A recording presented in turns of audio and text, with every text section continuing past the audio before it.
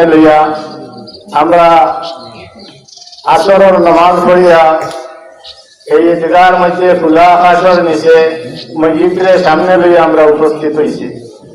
আমরা রে বলা একদিন লইয়া উপস্থিত হইবা, আমরা ইত্যাদি ইবরত হাসিল করতাম, আমরা মরার আগে আগে আমরা নেক আমল করতাম, একমাত্র নেক আমলও আমরা সাথে যাইব।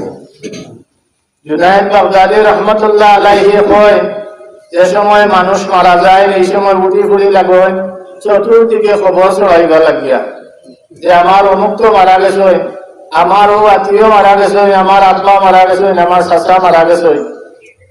এইগুলো বন্ধু হল আপনার খবর দিলা, আরো পুরো বন্ধু আপনার কিভাবে তাকে দাফন খাপন করা যায় এই ব্যবস্থার মধ্যে লাগিয়া থাকেন। আরো পুরো বন্ধু আপনার খবর পর্যন্ত লইয়া যায় গিয়া খবরও লামায়, যে সময় তৈন ও সময় হয় বিসমিল্লাহি ওয়া আলা মিল্লাতি